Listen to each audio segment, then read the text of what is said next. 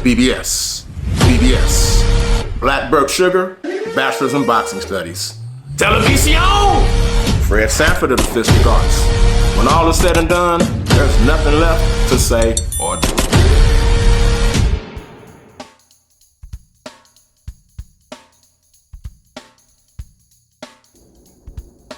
REED-BBS.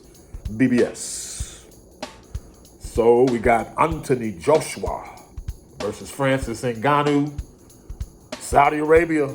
Saudi, they do it again, man. Them Saudi pockets is deep. I've been telling y'all that. Them Saudi pockets is deep. And they're sparing no expense to make heavyweight boxing great again from a matchmaking perspective, of course. March 8th, 2024. Now, apparently, Anthony Joshua was supposed to face Deontay Wilder March 9th.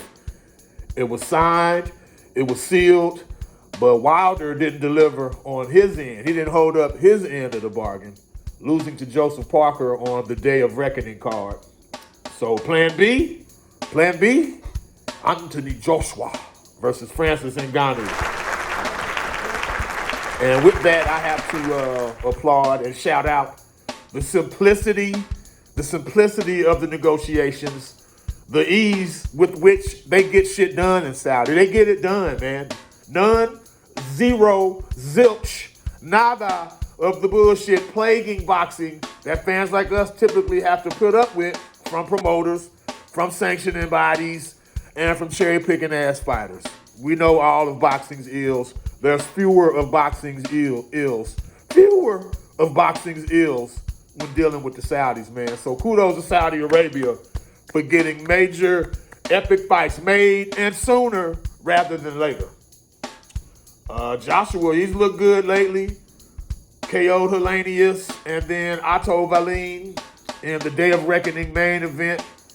He's looked aggressive, more importantly, Joshua has. He was kind of fidgety and fighting like a man who just, his first and primary and only focus was not getting hit. He's taking more risks as of late. Aggressive, like I said. Dare I say, even feisty for Joshua, like a rude boy. He's kind of, like puffing his chest out. It's puffed out enough. He's puffing it out even more. Like what? Showing some moxie, some bravado. Ngannou, he shocked the world, as you remember, dropping Tyson Fury, giving him a much tougher time than anticipated when they met. They met where? Saudi Arabia, yes.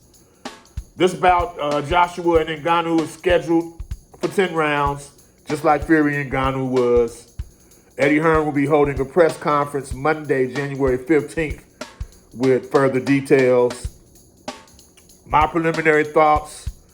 Joshua, he isn't much of an infighter, but he's a big, strong, swole motherfucker, just like Francis is. So with that, I don't think Francis will enjoy the same advantages he had over Tyson Fury in this particular regard. But having said that, Francis can crack, man. He's the hardest puncher for sure in MMA history, and quite possibly the hardest puncher in combat sports history. I'm talking boxing, MMA, all of it, quite possibly. And what we do know is AJ got them glass temples. He got them glass temples, man. Them shots high to the head. They particularly put AJ in a bad place. It's not good for anyone to get hit there, obviously, but AJ, pretty much most of his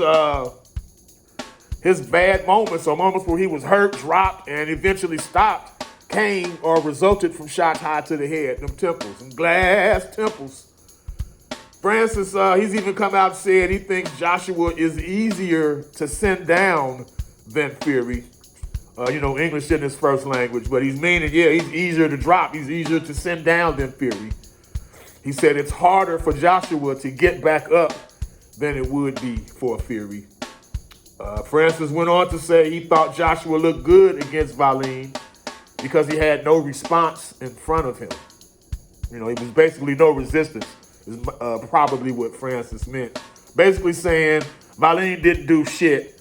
But Francis says these things in the nicest sounding way possible. He could call you an asshole. He could call your girl a bitch or whatever, but he said in the sweetest, your girlfriend is such a bitch.